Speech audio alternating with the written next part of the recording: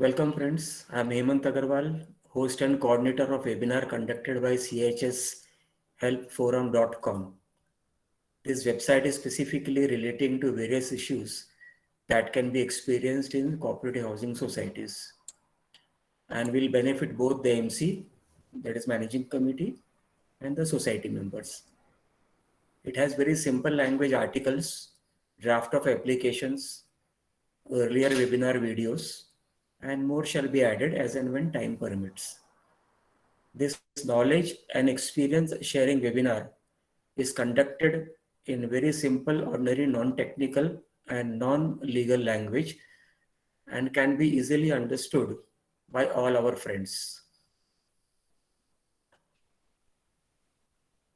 All friends are requested to listen carefully without interrupting the speaker. Non-technical small questions in very brief may be typed in the chat box, which will be answered first. Questions only relating to today's topic will be taken up and other questions will be ignored. Before we start, I would like all our friends to keep their microphones on mute. And since this causes static and it disturbs other friends also, and it disturbs our video recording also. So kindly cooperate.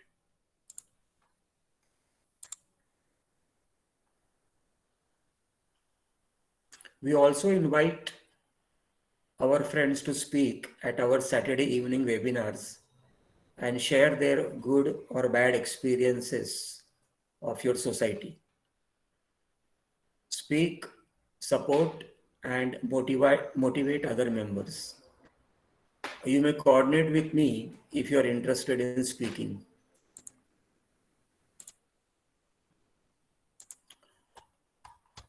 Now, today's topic is sinking fund and other funds, types of funds, investments, usages and withdrawals. मतलब जैसे हमारे society में sinking fund है, repair fund है, reserve fund है, corpus fund है वगैरह वगैरह. तो वो फंड्स क्या क्या चीज़ें हैं आज थोड़ा सा हम उसमें समझ के लेते हैं. Typically, sinking fund was originally designed to be used as emergency funds for major repairs of CHS society buildings. However, after the 97th Constitutional Amendment, read with Section 2, bracket 27, society means a cooperative society registered or deemed to be registered. And this is the important thing, which is an autonomous association of persons united voluntarily to meet their common needs and aspirations through a jointly owned and democratically controlled enterprise and adhering to the cooperative principles and values. इसका मतलब ये हुआ कि section 2 bracket 27 के अंदर cooperative society एक autonomous association of persons घोषित किया हुआ है जो अपना कार्यभार खुद ही करना है. अपने फंड्स को क्या करना है, क्या नहीं करना है, वो कार्यभार खुद ही आ गया. So that is the meaning of autonomous and voluntary to fulfil our common needs and aspirations. According to the provisions of registered bylaws, CHS is responsible for collecting various funds from members along with routine service and maintenance charges. Some of the funds are like example sinking fund जो bylaw 13C के under में covered है. bylaw 13C बोलता है कि minimum 25.25% of the construction cost. Now, this construction cost has to be determined only and only on a construction cost certificate issued by a registered architect. The general body may increase this minimum 0.25% to any higher percentage but only through a prior notice agenda. उस agenda होना चाहिए कि to discuss and decide to increase sinking fund from 0.25% to 0.40%, 0.50%, or 1%, or whatever percent. And this agenda should be passed by with majority resolution. मतलब उस general body meeting में majority resolution से ये पास होना चाहिए. If it is not passed with the majority resolution, then you cannot increase your 0.25%. There is no requirement of this 0.25%, minimum 0.25% to be amended into the bylaws, because the bylaw says 0.25%, but it does not prescribe maximum percentage of the sinking fund. So you can ignore to amend the bylaws. Note that the construction cost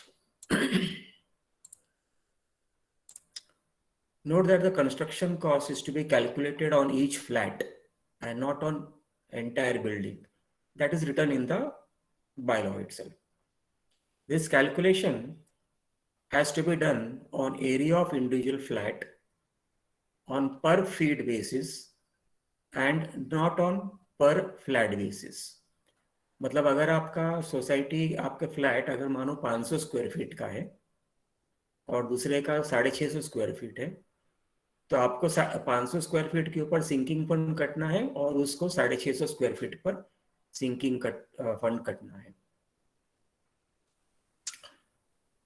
It is always preferable that the construction cost for sinking fund and repair fund should be revised every 2 years based on a certificate issued by a registered architect.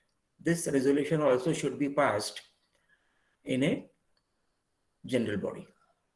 ये क्यों करना है हमें? क्योंकि आपकी building मानो 50 साल पुरानी है, उस समय कंस्ट्रक्शन कॉस्ट 200 रुपया रहा होगा, तो आपका सिंकिंग फंड उस 200 रुपए के ऊपर अभी भी कैलकुलेट होते हुए आ रहा है. लेकिन आज के दिन पे 200 रुपया कंस्ट्रक्शन कॉस्ट नहीं है. आप बिल्डिंग को रिपेयर करोगे, प्लास्टर करोगे, पेंट करोगे, तो वो 200 रुपये में होने वाला नहीं है. आई विल एक्सप्लेन, इसके बारे में थोड़ा सा और जानकारी आते समय में मिलेगा. The actual amount of yearly contribution of sinking fund received from members shall be duly posted and entered into the sinking fund register.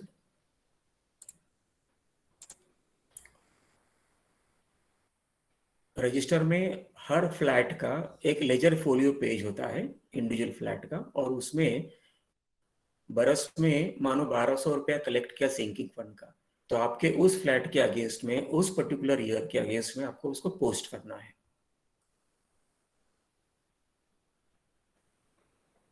एक बार बैलेंस शीट में दर्शाया हुआ, जो शो करते हैं बैलेंस शीट में, मानो सिंकिंग फंड बैलेंस शीट में आपने 10 लाख रुपए शो किया हुआ है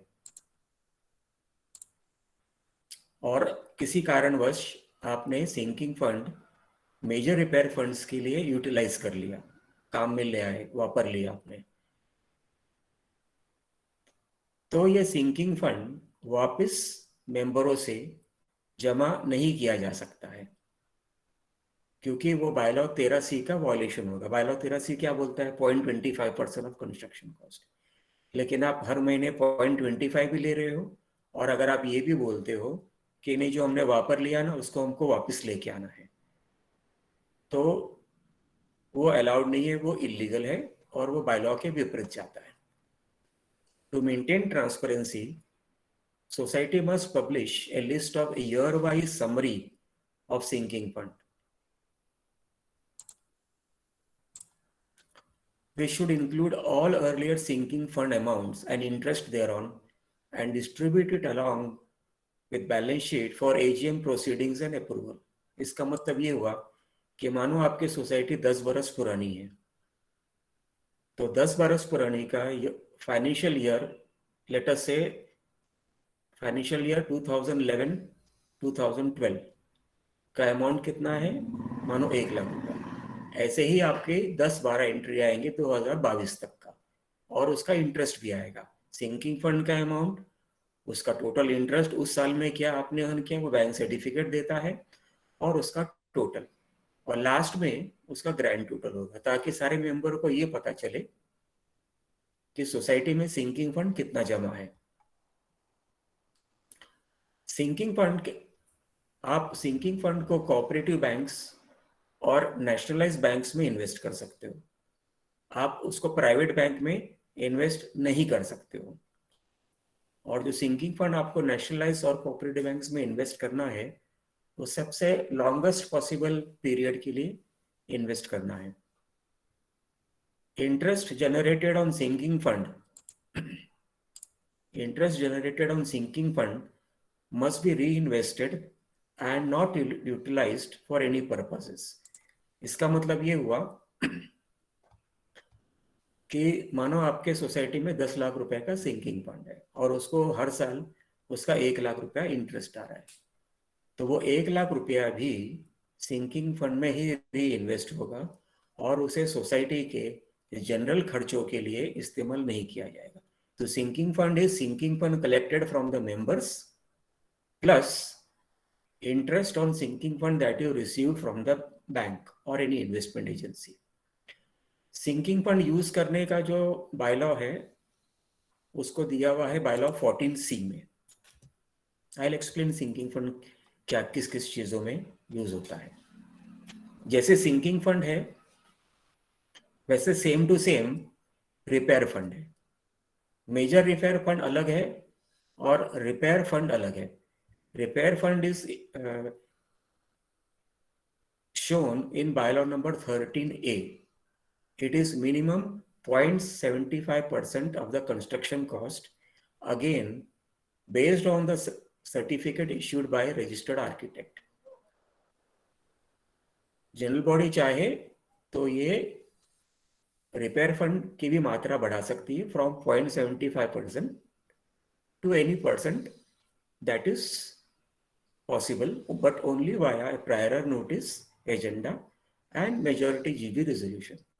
इसमें छोटा सा एक लेकुना ऐसा है कि सिंकिंग फंड अगर 0.25% है तो repair fund is 3 times of that, so total it all it comes to 1%.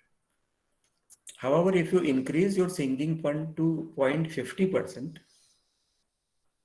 then your repair fund also will be increased appropriately. The repair fund increase goes to 1.50%. In this also, the construction cost is to be calculated on each flat and not entire building. Building का मतलब common areas वगैरह calculate नहीं करना है, उसके अंदर lift areas है, CD areas है, पोर्च है, पोडियम है, वगैरह वगैरह. This again calculation has to be done on the area of individual flat on per feet basis and not on per flat basis. जैसे मैंने आपको बताया कि अगर आपका फ्लैट नंबर 101 है तो सिंकिंग फंड और रिपेयर फंड फ्लैट 101 का जो एरिया है उस पे लगेगा. This also should be preferably revised, that is the construction cost should be revised every 2 years, again based on a certificate issued by a registered architect, again by issuing prior notice agenda and passing it through a majority general body resolution.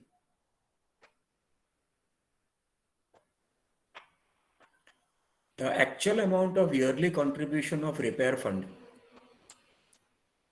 received from members shall be duly posted or entered in the repair fund register. Sinking fund का register अलग था और repair fund का register अलग है. उसके individual flat के against में उसका जो लेजर फोलियो का पन्ना होगा, फ्लैट नंबर का लेजर फोलियो का पन्ना मतलब 101 का एक पन्ना है, 102 का दूसरा पन्ना है, and so.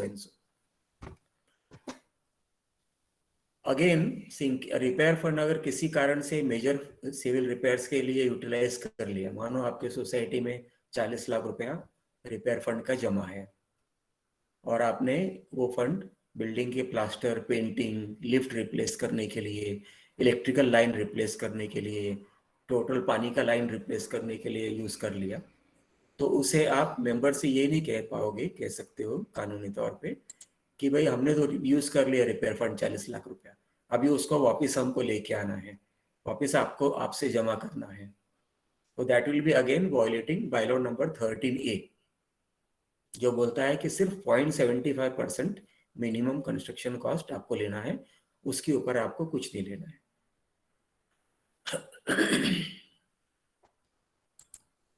Again, to maintain transparency, society must publish a list of year-wise summary of repair fund, which should include all earlier repair fund amounts and interest thereon. जैसे मैंने आपको पहले बताया, सिंकिंग फंड और उसका इंटरेस्ट, ये दोनों मिला के वापिस सिंकिंग फंड ही हो जाते हैं, और उसे आप और कोई कामों में यूज नहीं कर सकते हो, और वो बैलेंस शीट में जो फिगर आप दिखाते हो, it should match with that year-wise summary. Repair fund can also be invested in a separate FD in cooperative banks and nationalized banks for the longest possible period possible. Investments cannot be made in private banks. Interest generated on repair fund must be reinvested and not utilized for any purposes. इसका मतलब ये हुआ कि आपका repair fund का जो भी figure है, जो भी आंकड़ा है आपका बैलेंस शीट में, वो जो आप इन्वेस्ट करोगे तो सिर्फ और सिर्फ कोऑपरेटिव बैंक में इन्वेस्ट करोगे या नेशनलाइज बैंक में इन्वेस्ट करोगे, लेकिन प्राइवेट बैंक में आप इन्वेस्ट नहीं कर पाओगे। रिपेयर फंड का यूसेज का पैरामीटर्स बायलॉ नंबर 14B में दिया हुआ है।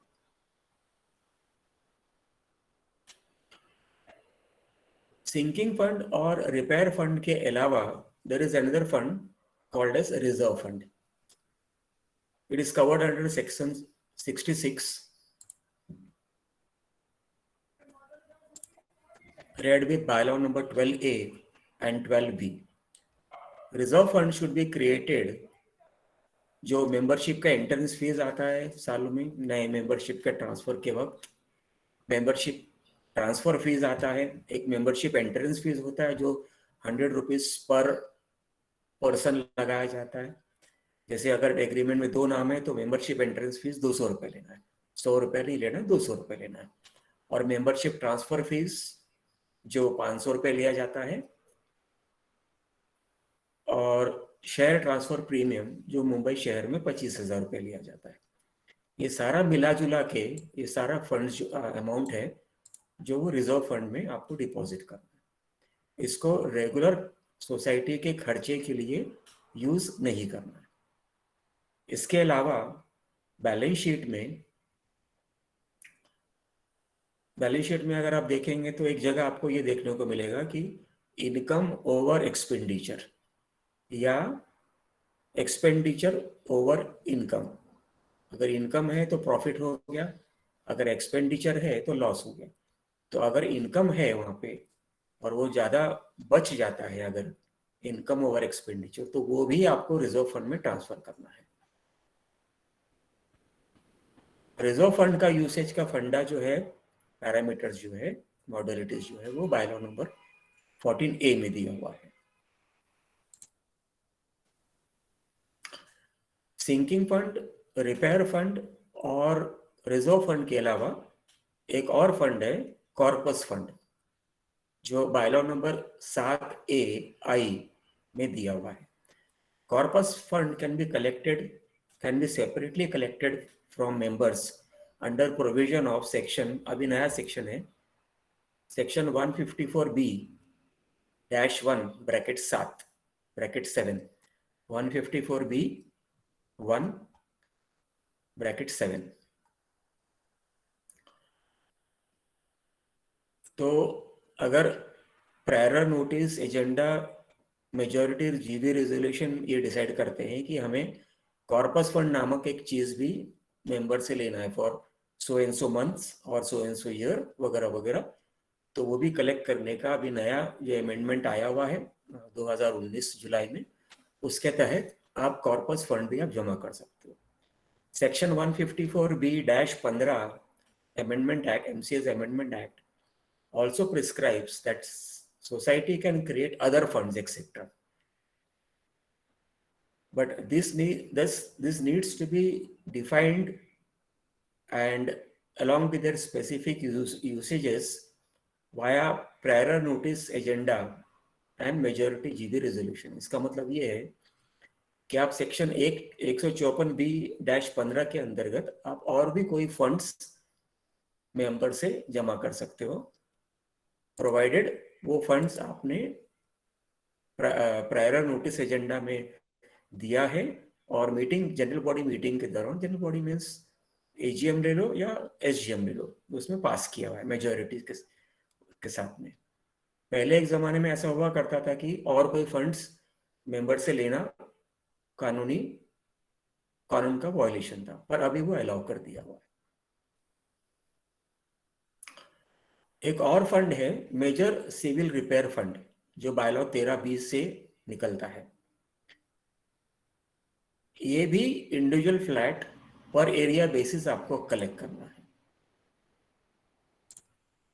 ये पर फ्लैट बेसिस नहीं कलेक्ट करना है, ये पर एरिया बेसिस कलेक्ट करना है। बायलॉ 13B में लिखा हुआ है। अब मेजर सिविल रिपेयर फंड किस चीजों के लिए यूज होता है? जैसे मानो सोसाइटी ने एक प्रोजेक्ट बनाया कि हमको पेंट करना है और पेंटिंग में मानो 10 लाख रुपए खर्चे होंगे, तो 10 लाख रुपया जनरल बॉडी के प्रायर नोटिस एजेंडा के थ्रू, मेजॉरिटी रेजोल्यूशन के थ्रू आप पास कर सकते हो। ये डिसाइड कर सकते हो कि उसको कितने महीने के लिए लेना है और क्या अमाउंट लेना है। जो भी कोई फंड्स है उस पे आपका बायलॉ प्रिस्क्राइब इंटरेस्ट लागू पड़ता है, भले वो मेजर सिविल रिपेयर फंड हो या और कोई भी फंड हो। आप लोगों से डोनेशन फंड भी ले सकते हो, आप एक डोनेशन का खाता भी खोल सकते हो, बायलॉ नंबर 7AE में लिखा हुआ है, लेकिन फ्रॉम एग्जिस्टिंग मेंबर्स। ये डोनेशन फंड आप न्यू मेंबरशिप ट्रांसफर जब करते हो तब आप नहीं ले पाओगे, ये स्पेसिफिक है। तो अगर मेंबर चाहेगा, वो बोलता है कि ठीक है मैं सोसाइटी को अपनी खुशी से ये 5 लाख रुपए डोनेट करता हूँ, तो वो डोनेशन फंड में जाके चला जाएगा। उसका जो इंटरेस्ट आएगा वो डोनेशन फंड के रोटेशन में ही डोनेशन फंड ही बन जाता है। एक और भी नया फंड है एजुकेशन फंड, जो नॉर्मली सोसाइटी मेंबर की ट्रेनिंग वगैरह के लिए प्रिस्क्राइब किया हुआ है। तो ये प्रिस्क्राइब्ड है सेक्शन 68 रेड विथ, मतलब सेक्शन 68 है पुराना ओरिजिनल एक्ट, और नए अमेंडमेंट एक्ट में 154B-6 रेड विथ एक और भी सेक्शन उसमें जुड़ गया है 154B-28। ये लेना है 10 रुपया पर मेंबर पर मंथ, और इसको लेके जमा करना है सालाना, ईयरली जमा करना है, कोई भी स्टेट फेडरल सोसाइटी में जमा करना है। इन सब के अलावा आपका होता है एक एथोराइज्ड शेयर कैपिटल और एक होता है paid up share capital. Authorised share capital जब आप सोसाइटी नए नए रजिस्टर करते हो तो आप ये बोलते हो रजिस्ट्रेशन फॉर्म में कि हमारा एथोराइज्ड कैपिटल मानो 10 लाख रुपए का होगा, लेकिन सोसाइटी में सिर्फ लेटर से 100 मेंबर ही है, और उस रजिस्ट्रेशन में के दौरान आप ये बोलते हो कि हमारा एक शेयर 50 रुपए का होगा और हर मेंबर को मिनिमम 5 शेयर देना है, मतलब 250 रुपया होगा। तो ये जो 250 रुपया आप कलेक्ट करोगे इंटू 50 रुपीज, ये हो जाता है आपका पेड अप शेयर कैपिटल, जो बायलॉ 8 में डिस्क्राइब्ड है। आपकी जानकारी के लिए ये बता दें कि मेंबरशिप एंट्रेंस फीस 100 रुपए के हिसाब से जो लेते हैं हर मेंबर से नए मेंबर के ट्रांसफर के टाइम पे, या गिफ्ट डीड ट्रांजेक्शन्स के टाइम पे भी, या रिलीज डीड ट्रांजेक्शन के टाइम पे भी, या कोई कोर्ट का डिग्री आता है उस समय भी, तो वो बायलॉ 37 में प्रिस्क्राइब किया हुआ है। मेंबरशिप ट्रांसफर फीस फिक्स्ड है 500 रुपया न्यू ट्रांसफर्स के टाइम पे। वो भी बायलॉ 37 में प्रिस्क्राइब्ड है। और शेयर ट्रांसफर प्रीमियम वो भी फिक्स्ड है 25,000 रुपये मुंबई शहर के लिए कम से कम, और वो भी वन टाइम ही लेना है। वो भी बायलॉ 37 में प्रिस्क्राइब्ड है। आपको ये भी बता दें कि there are court judgments which prescribes और विच हैज क्लियरली सेड कि शेयर ट्रांसफर प्रीमियम 25,000 रुपये से ज़्यादा लेने से वो एक गुनाह हो जाता है। वो गुनाह 4 किस्म के कानून के तहत होता है। एक तो एमसीएस एक्ट है, आप वॉयलेट करते हो, नेग्लिजेंस करते हो, डेफिशिएंसी करते हो 73(1)(a)(b) सेक्शन के तहत। फिर सिविल प्रोसीजर कोड सीपीसी के अंडर भी आप लायबल हो जाते हो। फिर आप क्रिमिनल लॉज में भी लायबल हो जाते हो। फिर आप कंज्यूमर प्रोटेक्शन एक्ट के अंदर भी लायबल हो जाते हो। There are several judgments of the consumer court in this regard.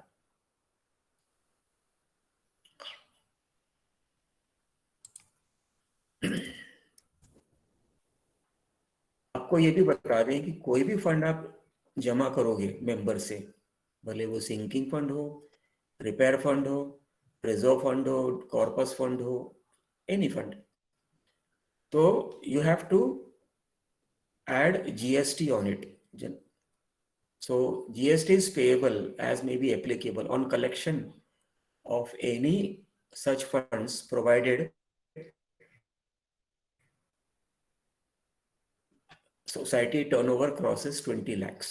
अगर आपका टर्नओवर 20 lakhs तक है, 1 रुपए नीचे 20 lakhs के, तो आप जीएसटी आपको डिडक्ट करने लगाने की कोई जरूरत नहीं, लेवी करने की जरूरत नहीं, आपको डिडक्ट करने की जरूरत है। आपको ये भी बता दें कि जो भी आपने इंटरेस्ट कमाते हो इस ऑल इन्वेस्टेड फंड से, उस पे अभी नए रूलिंग के हिसाब से income tax is payable on it.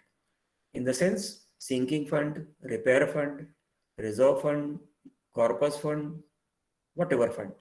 So if you are investing it anywhere and if you are going to earn interest on it, then you have to pay income tax also on it. Earlier we used to think that these funds are tax free, but now the income tax authorities are not allowing that same thing. आपको एक मजेदार जानकारी बता दूं कि जो भी आपके सोसाइटी में फंड्स हैं, थिंकिंग फंड, ये फंड, वो फंड वगैरह वगैरह, they can be attached by statutory authorities for failure to pay outstanding statutory dues। जैसे कि प्रॉपर्टी टैक्स पे नहीं किया आपने, तो प्रॉपर्टी टैक्स डिपार्टमेंट वो पैसा कहाँ से वसूली करेगा? अगर आपके बैलेंस शीट में ये सारे फंड्स हैं तो they can attach that fund. एनए टैक्स नहीं पे किया आपने, नॉन एग्रीकल्चरल टैक्स, तो भी आपका ये फंड्स अटैच हो सकता है। इनकम टैक्स पे नहीं किया, सोसाइटी, कई सोसाइटी, बड़ी बड़ी सोसाइटीज होती है, उनका इनकम टैक्स होता है, नहीं पे किया, तो भी आपके ये फंड्स अटैच हो सकते हैं। Same with profession tax also and same with GST. I will repeat, all funds जो भी हमने अभी बात किया, all funds can be invested in cooperative banks and nationalised banks only. Investment can not be made in private banks. अगर आप ये सोचोगे कि ये वाला प्राइवेट बैंक इस कोऑपरेटिव बैंक से या इस नेशनलाइज्ड बैंक से 2% इंटरेस्ट ऊपर दे रहा है तो मैं वहां पे इन्वेस्ट कर दूं, तो वो अलाउड नहीं है। अभी लेटेस्ट अमेंडमेंट आया हुआ है इंडियन ट्रस्ट एक्ट, और उसके साथ साथ में एमसीएस एक्ट का भी अमेंडमेंट हुआ है। अमेंडमेंट के हिसाब से सेक्शन 154B-17 क्या बोलता है कि all funds can be invested in other societies, bonds मतलब गवर्नमेंट बॉन्ड्स वगैरह, शेयर्स मतलब equity shares, debentures of companies और governments, securities by government agencies, but this can be invested only after proper prior notice agenda and majority GB resolution। Section 154B-17 provides that society can invest funds in various specified securities like government bonds, shares, equity shares, debentures, mutual funds में भी आप invest कर सकते हो और विभिन्न प्रकार के सिक्योरिटीज। लेकिन इसके लिए आपको जो जरूरी चीज करनी है वो ये है कि you have to contact a SEBI SEBI registered financial advisor, and you have to take his report regarding such investments in specified securities, which will be required for this purpose and shall be attached with the notice agenda for consideration and discussion of the GB members. मानो आपको कोई government bond में invest करना है, आपके पास में 10 अलग अलग प्रकार के गवर्नमेंट बॉन्ड्स आ गए, लिस्ट मिल जाती है इंटरनेट पे। लेकिन उसमें इन्वेस्ट करना है या नहीं करना है, उसका रेटिंग्स वगैरह क्या क्या है, लाइबिलिटीज कितनी है, उसमें कितना पीरियड मिलता है आपको, उसमें कितने इन्वेस्टमेंट इंटरेस्ट मिलता है, क्या और लाइबिलिटीज है और वगैरह वगैरह, ये सबको सर्टिफाई करना है बाय ए रजिस्टर्ड फाइनेंशियल एडवाइजर। तो उसका रिपोर्ट आता है, उसको बोलना है कि हम आपको अपॉइंट करते हैं, इस चीज के बारे में हमको रिपोर्ट दो कि मेरे बैंक में 10 लाख रुपया पड़ा हुआ है, मैं ये अमाउंट कहाँ पे इन्वेस्ट करूं। तो वो रिपोर्ट बोल देता है, ये बताता है कि आप यहाँ फला फला जगह पे इन्वेस्ट कर सकते हो। वो रिपोर्ट आपको नोटिस एजेंडा के साथ में जनरल बॉडी को देना है, ताकि जनरल बॉडी मेंबर्स AGM या SGM के मीटिंग के दौरान उसको डिस्कस कर सके और उस पर डिस्कस करके डिसीजन ले सके। Investments in specified securities like government bonds, equity shares, debentures, mutual funds, other securities, etc., should not be made without proper report of SEBI registered financial advisor. This is mandatory to save the MC, managing committee, from any futuristic, vicarious or criminal or civil liability. इसका मतलब ये हुआ कि अगर managing committee बोलती है कि हमारे पास जो 10 लाख रुपए पड़ा है, हम ये डिवेंचर में डाल देते हैं, वो डिवेंचर में डालना या उसका एनालिसिस करना या उसका फिजिबिलिटी रिपोर्ट का अथॉरिटी मैनेजिंग कमेटी के पास नहीं है। इसीलिए आपको सेबी रजिस्टर्ड फाइनेंशियल रिपोर्ट मंगाना जरूरी है, ताकि मेंबर्स ये नहीं कहे आपको कि आपने हमारा फंड्स डुबा दिया। वो रिपोर्ट के बेस पे ही आपको इन्वेस्ट करना है, और उस रिपोर्ट के बगैर अगर आपने इन्वेस्ट किया तो मैनेजिंग कमेटी के ऊपर क्रिमिनल और सिविल लायबिलिटी खड़ी हो जाती है।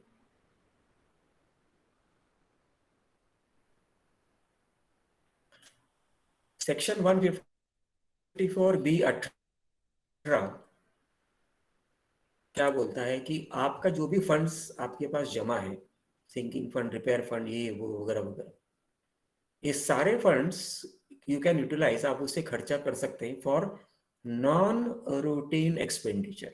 अब नॉन रूटीन एक्सपेंडिचर को क्या समझे, अगर आप बैलेंस शीट देखोगे और बैलेंस शीट के लेफ्ट हैंड साइड में आप देखोगे तो आपको एक्सपेंडिचर कॉलम दिखाई देगा ऊपर हेडिंग में, और उसके अंदर जितने भी हेड्स हैं, जैसे प्रिंटिंग और स्टेशनरी है, जैसे सैलरी है, जैसे AMC कॉन्ट्रैक्ट्स है वगैरह वगैरह वगैरह, बिजली का खर्चा है वगैरह, पानी का खर्चा है, तो ये रूटीन एक्सपेंडिचर है।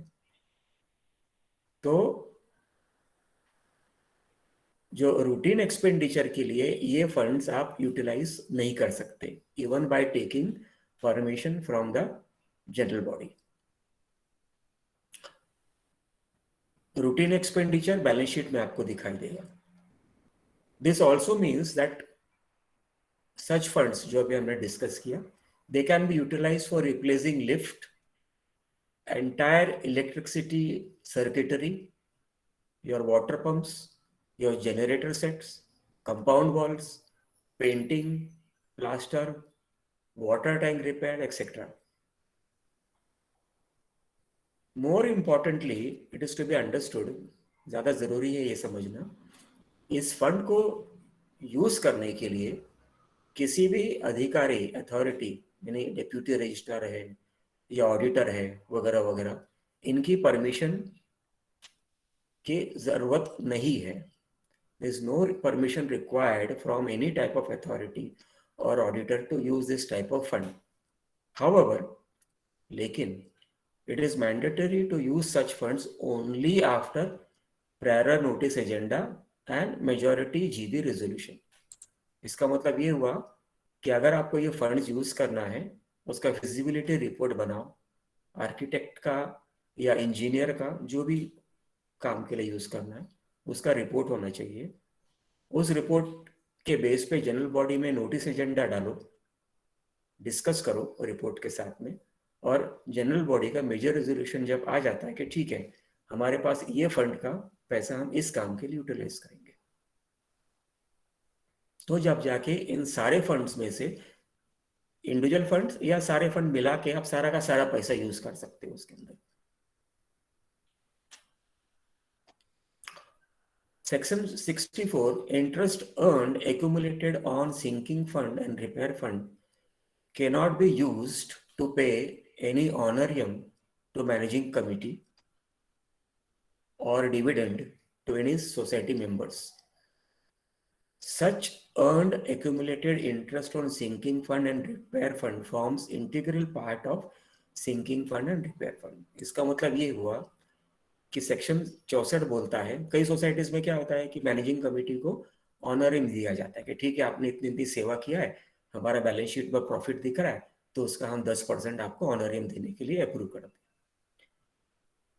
वो बैलेंस शीट में अगर इनकम है तो ऑनरियम अप्रूव कर सकते हो, लेकिन वो ऑनरियम सिंकिंग फंड और रिपेयर फंड से निकाल के मैनेजिंग कमेटी को नहीं दिया जा सकता, ना डिविडेंड दिया जा सकता है. कई सोसाइटीज डिविडेंड भी देती है, तो वो भी नहीं दिया जा सकता. ये सारी चीजें सेक्शन 64 में दर्ज है. इसका मतलब ये भी होता है कि सिंकिंग फंड के ऊपर जो भी इंटरेस्ट अर्न किया हुआ है वो फिर सिंकिंग फंड ही कहलाएगा. रिपेयर फंड का इंटरेस्ट जो अर्न किया वो भी रिपेयर फंड ही कहलाएगा. कई सोसाइटीज में आप देखेंगे कि उनके बिल में सिर्फ सिंकिंग फंड दिया हुआ है, रिपेयर फंड नहीं दिया हुआ है, रिपेयर फंड कलेक्ट नहीं कर रहे. आपको ये बता दें कि managing committee is liable for failure और से not collecting, failed to collect bylaw defined repair fund and sinking fund. Bylaw defined मतलब क्या था, सिंकिंग फंड वो 0.25% और रिपेयर फंड वो 0.75%. अगर मैनेजिंग कमिटी ने ये फंड कलेक्ट नहीं किया हुआ है, इसका मतलब they have cost losses to the society and managing committee becomes liable under section 73(1)(ab) read with section 146(e) for its negligence, deficiency and causing loss to the society members, to the society. Auditor, जब आपका auditor करता है आपका accounts, panel auditor, तो auditor is liable to reflect MC's, managing committee's failures and violations regarding not collecting or not investing the sinking fund and repair fund in appropriate head of accounts, head of fixed deposits. का मतलब ये है कि अगर आपने sinking fund 1 साल का 100 रुपया जमा कलेक्ट किया हुआ है, तो आपको वो 100 रुपया सिर्फ और सिर्फ सिंकिंग फंड के हेड ऑफ अकाउंट में ही डालना है, सिंकिंग फंड के फिक्स डिपॉजिट्स में डालना है, और उसको उस ईयर के बैलेंस शीट में आपको दर्शाना है, शो करना है. आपको एक और चीज भी बता दें, managing committee is the administrative and governing body and also the trustee of society properties which includes sinking fund. मतलब सोसाइटी की प्रॉपर्टी में क्या क्या है, जो सिंकिंग फंड है, जो रिपेयर फंड है, और बाकी के जो फंड्स हैं जो आपने बैंक में जमा किया है on behalf of the society, which is actually on behalf of the members. तो ये अधिकार किसको दिया हुआ है, मैनेजिंग कमेटी को दिया है. बिकॉज क्यों दिया हुआ है, क्योंकि मैनेजिंग कमेटी एडमिनिस्ट्रेटिव अथॉरिटी है, it is the governing body, and also the trustee. This word is more important. Also the trustee of society's property, that is given under section 2 of the MCS Act. एक गहरी चीज आपको ये समझना है, कई societies में ये होता है कि मैनेजिंग कमेटी ने सिंकिंग फंड और रिपेयर फंड किसी कारण के लिए विड्रॉ कर लिया without majority general body resolution. Managing committee बोलती है मेरे को ये खर्चे के लिए चाहिए था, मुझे वो खर्चे के लिए चाहिए था, वगैरह वगैरह। अगर मैनेजिंग कमेटी ने सिंकिंग फंड और रिपेयर फंड किसी भी कारणवश बगैर prior notice agenda and majority GB resolution के बगैर अगर विड्रॉ कर लिया हुआ है, तो मैनेजिंग कमेटी क्रिमिनल लॉज के अंतर्गत गुनाहगार हो जाती है, which includes breach of trust, cheating, fraud, misrepresentation वगैरह. I'll just repeat this thing for the benefit of our friends. If managing committee withdraws sinking fund and repair fund for any purposes without prior notice agenda and majority general body resolution. Majority general body का resolution का मतलब है जो attendee general body members है उस meeting में, उनका majority vote होना चाहिए उस काम के लिए. So if the managing committee is withdrawing this fund without general body permission, resolution, then managing committee becomes liable for criminal offenses, which includes breach of trust, cheating, fraud, misrepresentation, etc.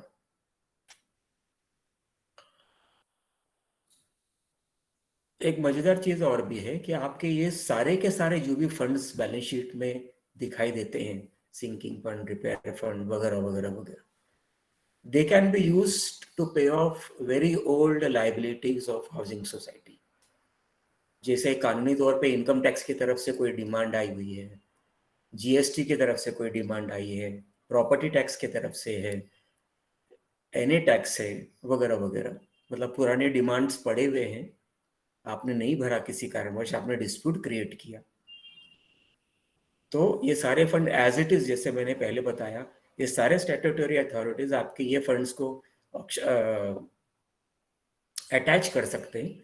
इसी तरह society general body में resolution से ये सारे funds use कर सकती है अपने पुराने स्टैट्यूटरी लायबिलिटीज को पूरा करने के लिए. एक और मजेदार चीज है कि ये सारे funds can be use to pay off damages and compensation to members और vendors. Members mean society members, vendors का मतलब है जैसे आपके पास में लिफ्ट के वेंडर हैं या और कई भी वेंडर्स होते हैं, एसटीपी वेंडर्स होते हैं, क्लब हाउस के वेंडर्स होते हैं, वगैरह वगैरह, या और कोई भी हो.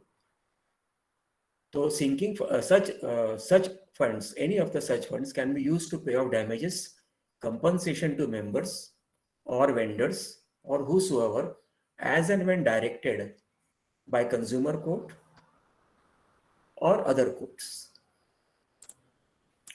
कई बार क्या होता है कि सोसाइटी में रीडेवलपमेंट का प्रोसेस चलता है और सेल्फ रीडेवलपमेंट का प्रोसेस चलता है, तो उस समय ये जो पैसे जमे हैं आपके सोसाइटी में, ऑल दिस एक्यूमुलेटेड फंड्स, उस समय लेंडिंग बैंक स्क्रूटिनाइज करता है आपका बैलेंस शीट में और ये देखता है कि आपके बैलेंस शीट में कितना फंड्स एक्यूमुलेटेड है, to understand the financial health and repayment capacity of society and its society members before financing the housing society self redevelopment project. तो यहाँ पे हम आज का टॉपिक कंक्लूड करते हैं और we will take up some questions that are there in the chat box.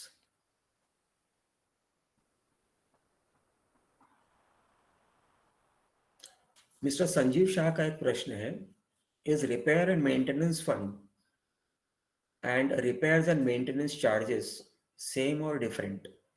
Can society collect both of them every quarter in the maintenance bill? Sir ji, repair fund अलग दिया हुआ है। जैसे मैंने आपको बताया कि रिपेयर फंड आपका 13B में 13A में दिखाया हुआ है और 13C में सिंकिंग फंड दिखाया हुआ है। तो वो तो आपको कंपलसरी लेना ही लेना है। लेकिन जो रिपेयर और मेंटेनेंस चार्जेस है, दैट इज एक्चुअली, आप शायद ये कहना चाह रहे होंगे कि मेजर सिविल रिपेयर फंड की बात कर रहे होंगे। वो आप सिर्फ तभी ले सकते हो जब वो जनरल बॉडी में स्पेसिफिकली पास हुआ हो कोई प्रोजेक्ट के लिए, जैसे प्लास्टर प्रोजेक्ट है या पेंटिंग प्रोजेक्ट है वगैरह वगैरह।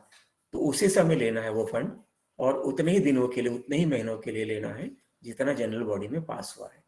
लेकिन रिपेयर फंड जनरल बॉडी में पास करो या नहीं करो, आपको उसको कलेक्ट करना ही करना है। Can I interrupt, sir?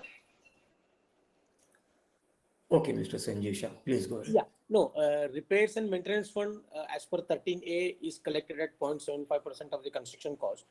But the society is already collecting repairs and maintenance charges separately.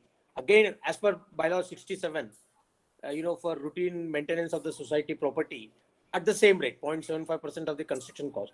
So now society wants to collect both these things, repairs and maintenance charges at the same rate, as well as repairs and maintenance fund at the same rate. So the total comes very high, because this repairs and maintenance fund is not going to be utilized immediately, whereas repairs and maintenance charges is going to be utilized immediately for day-to-day repairs.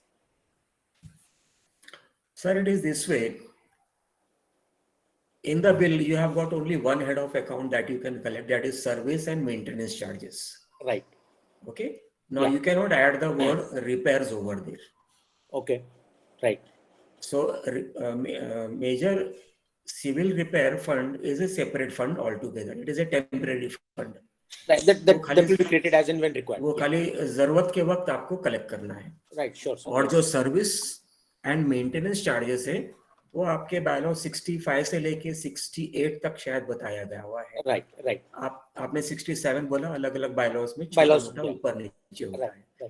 But it is to be collected on as per repair fund separate and service and maintenance charges separate, and major civil repair funds, if at all passed in a general body resolution based on a project, then only you can collect. If there is no project, you cannot collect. Yeah, but these maintenance charges, again, as per the bylaw, is also minimum 0.75% of the construction cost. No, sir. That maintenance charges depends on your on your yearly budget projection report under section 75. Section 75 क्या बोलता है कि आपको budget projection report बनाना है. उस budget projection report में balance sheet में expenditure side में सारे हेड ऑफ अकाउंट्स होंगे. राइट. ठीक है ना. अगर मानो आपका 1 लाख रुपए का उसमें हेड ऑफ एक्सपेंडिचर अकाउंट दिखा रहा है, कोई भी फिक्स डिपॉजिट का इंटरेस्ट उसमें नहीं ले पाओगे एज कॉन्ट्रीब्यूशन. तो 10 लाख रुपए आपका एक्सपेंडिचर दिखा रहा है और आपका contribution from members, which should exclude membership entrance fees, membership transfer fees, share transfer premium, interest, so and so. Right. मतलब it has to be pari passu. जैसे अकाउंट में बोलते हैं ना कि सिक्योरिटी एजेंसी को 100 रुपए दिया तो 100 रुपए मेंबर से लेना है. Right. आप ये नहीं बोल सकते हो कि सिक्योरिटी को 100 रुपए दिया लेकिन मेरे पास वो पैसा पड़ा हुआ था ना पहले का, उसी में से हम यूटिलाइज कर लेंगे. No, you can not do that. पहले का जो पैसा पड़ा हुआ है उसको ईयर एंड में रिजर्व फंड में ट्रांसफर करना है. वो मैंने एक्सप्लेन कर दिया हुआ है. Okay. Fine sir, let's see. तो बजट प्रोजेक्शन शीट के अंदर 10 लाख रुपए का एक्सपेंडिचर है, 9 लाख रुपए का इनकम है. तो अब उसको पारी पासू करना है, एट पार लेके आना है. तो वो 10 lakh will be divided amongst your 100 members और वो आपका सर्विस और मेंटेनेंस कंपोनेंट कहलाएगा.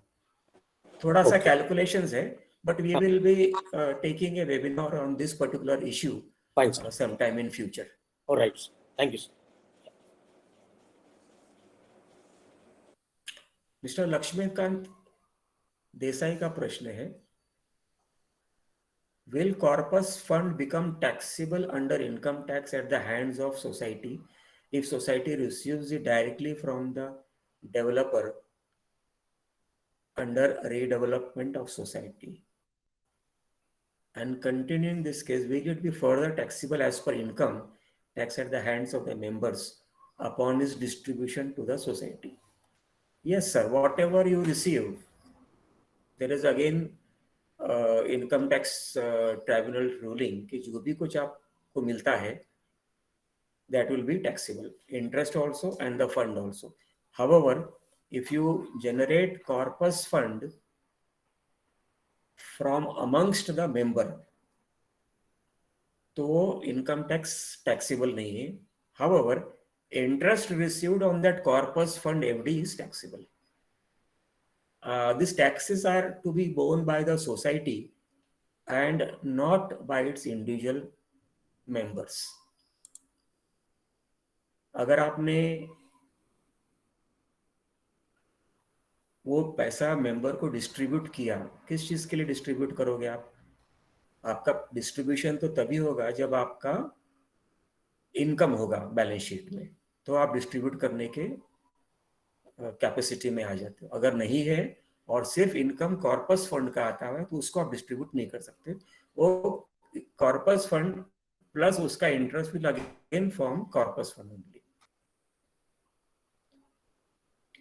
मिस्टर मिर्जी का प्रश्न है, while we keep the construction cost whatever was, let's say 20 years ago, can we not each year or once in 2 years keep on increase the maximum percentage mentioned against sinking fund and repair fund as compared to doing the revaluation of construction cost every 2 years?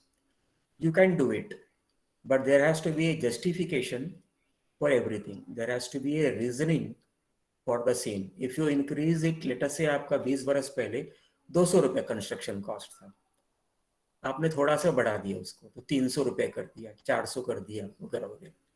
आज 2022 में आके आपका increase करते करते वो construction cost 500 रुपए जाता है या 600 जाता है या 1000 जाता है. लेकिन आज के दिन का आर्किटेक्ट ये सर्टिफाई करता है कि मलाड एरिया में, कांदिवली एरिया में, फला एरिया में construction cost is approximately 3,000 rupees per square feet. Then this particular calculations which you mentioned goes haywire. It does not rhyme with the collection as per the construction cost, prevailing construction cost. क्योंकि आप repairs कराओगे sir जी, तो prevailing construction cost का हिसाब से repair होगा आपका. आप ये ध्यान रखें कि कंस्ट्रक्शन कॉस्ट का सिर्फ 1%, ओनली 1% ही आप जमा कर रहे हैं पर ईयर बेसिस पे.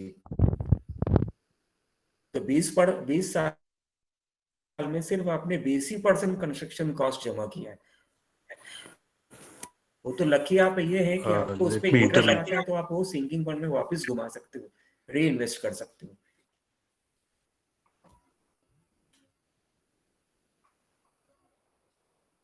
Okay, he wanted to ask, Mr. Mirji wanted to ask something, but okay, Mr. Mirji, you are back. You may ask your question, please. Mr. Hemant Mirji.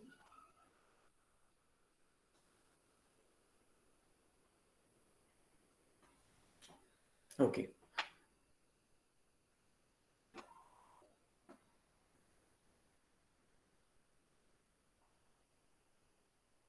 Okay.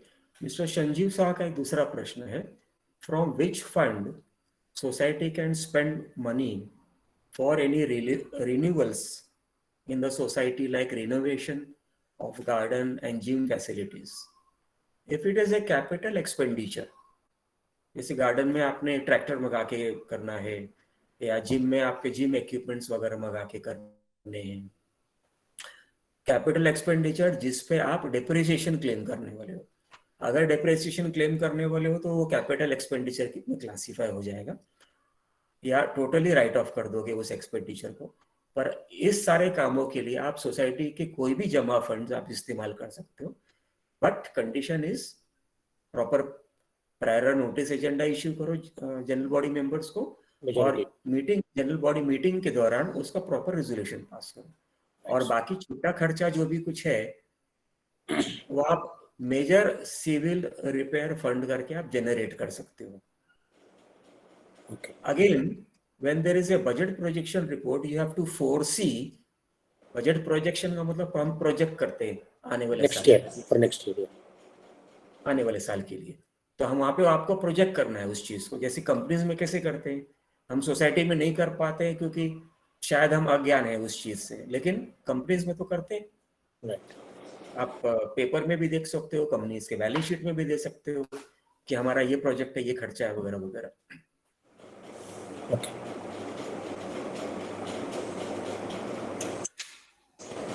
आप mister Sanjeev Shah का एक और प्रश्न है, is GST exempted limit threshold of 7500 per month available on collection of these funds? No sir, I have already explained. Member से जो भी कुछ कलेक्ट करोगे, अगर आपका 20 लाख रुपए के 20 लाख का टर्नओवर के ऊपर पहुंच गया तो आपको जीएसटी लेना है। अगर उस पर्टिकुलर मेंबर का मेंटेनेंस बिल 7,500 से नीचे है तो ऑटोमेटिकली उस पर जीएसटी नहीं लगेगा। लेकिन जीएसटी हर चीज पे लगेगा। 2-3 चीजें सरकार ने छोड़ दी है, जैसे कोई उदाहरण के तौर पे electricity charges, BMC property tax, ठीक है, profession tax, water charges, any tax, और अगर बीएमसी ने पानी दिया है तो उस पर टैंकर जीएसटी का लगेगा। ऐसे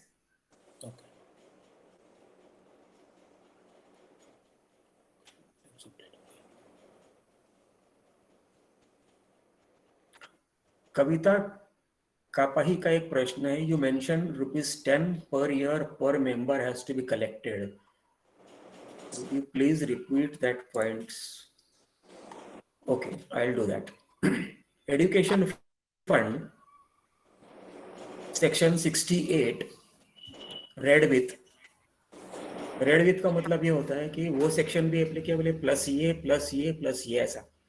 तो section 68 red with 154B6 red with 154B8, इसके अंतर्गत आपको 10 रुपया पर मेंबर पर मंथ, मतलब 120 रुपए सालाना जमा करके स्टेट फेडरल सोसाइटी, जो अथोराइज स्टेट फेडरल सोसाइटी होगी, उसमें आपको जमा करना है।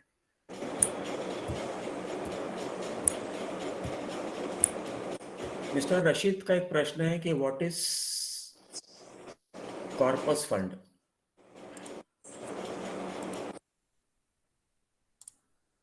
ओके,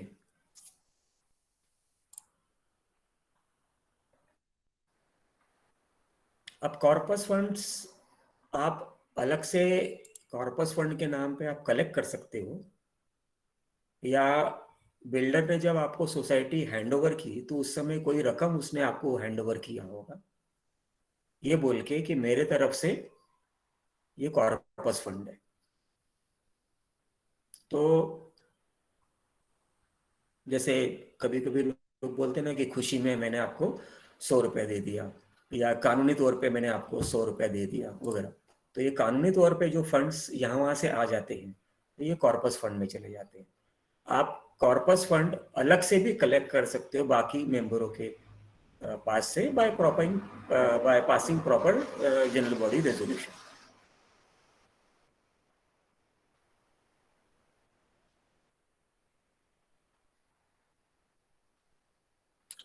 मिस्टर विक्रांत जिंदाल का एक प्रश्न है कि society collects mandatory approval in AGM social get together fund as a yearly get together party. Is it permitted if one or two members object and not interest in participate in society function? आपको ये बता दें कि आपके society का जो preamble है, आपने सोसाइटी किस चीज के लिए रजिस्टर किया हुआ है, या आपके जब आप सोसाइटी रजिस्टर करते हो तो फॉर्म ABCD में दिया होता है। अगर आपने ये बोला सेक्शन 2(16) के अंदर में कि हमारे सोसाइटी का objective is to provide you common amenities and services, okay, that is the keyword. Section 216 में लिखा हुआ है, आप देखिएगा फुर्सत मिले जब। तो अगर आप कॉमन एमिनिटीज और सर्विसेज प्रोवाइड कर रहे हो तो कॉमन एमिनिटीज में आपका सोशल गेट टुगेदर वगैरह नहीं आता है, तो वो पर्टिकुलर चीज अलाउड नहीं है। कई केस लॉज ऐसे आ चुके हैं जिसमें ये फंड्स कलेक्ट करना मना किया हुआ है। प्लस तो जैसे मिस्टर संजीव शाह ने बताया कि बायलॉ 65 या 66 में आपको ये दिखाया गया है कि आप का मेंटेनेंस बिल में क्या क्या हेड ऑफ अकाउंट्स हो सकता है। तो उस हेड ऑफ अकाउंट में आपका गेट टुगेदर चार्जेस नहीं है, कल्चरल फेस्टिवल चार्जेस नहीं है। But however this is debatable. If 100% member says कि we should collect this particular fund, 10 रुपया पर महीना कलेक्ट करना है, तो बायलॉ में अमेंड करो आप। You should amend the bylaws via proper prior notice agenda and majority resolution to amend the bylaws for this particular purpose. If you amend the bylaws, then you are entitled to collect this particular fund for festivals, etc. उस bylaws में आप ये दर्शा दीजिए कि ये fund हम किस किस पर्पस के लिए यूज करने वाले हैं। अगर ये डिफाइन कर दिया आपने bylaws में, तो legally it becomes collectible. The deputy registrar or the registrar or the cooperative court is also bound by the bylaws, and the disputes will not take place.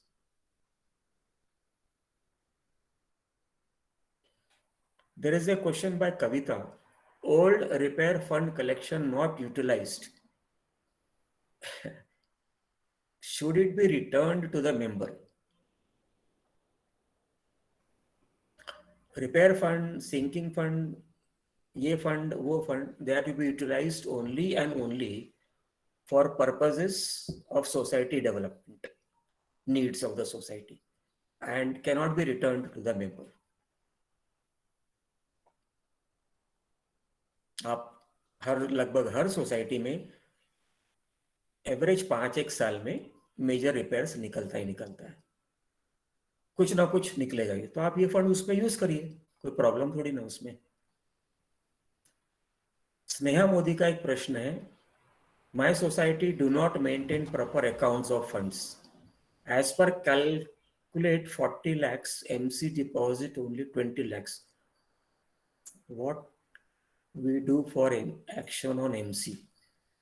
अगर आपका सब मिला जुला के 40 लाख रुपए का फंड कलेक्ट हुआ है और डिपॉजिट 20 लाख रुपए का हुआ है, तो ये तो स्वाभाविक हो गया कि कहीं ना कहीं आपने वो फंड का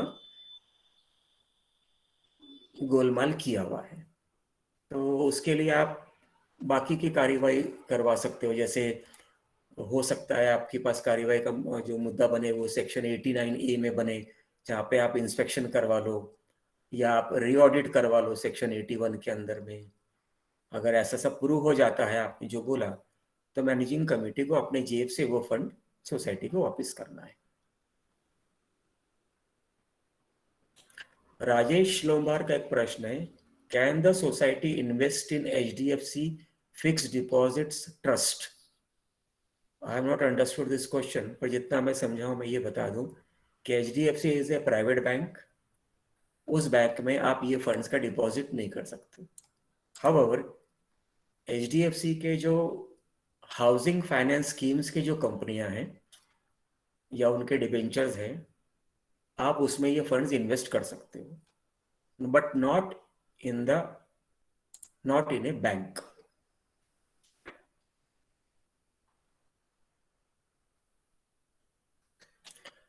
मिस्टर सुनील का एक प्रश्न है, if sinking fund fixed deposit is partly utilized, in what way can this be made good in fund later? Sir ji, एक बार आपने वो फंड यूटिलाइज कर दिया तो उसे वापस जमा नहीं कर सकते आप। सिंकिंग फंड का फंडा वही है।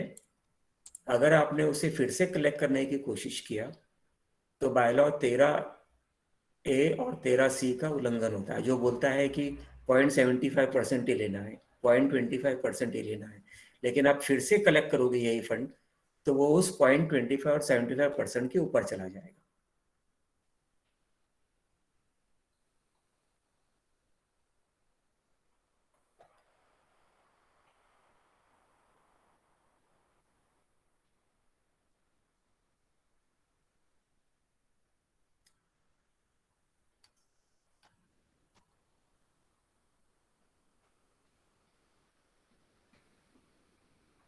मिस्टर अनिल जंबा का प्रश्न है, will this webinar be available later on website?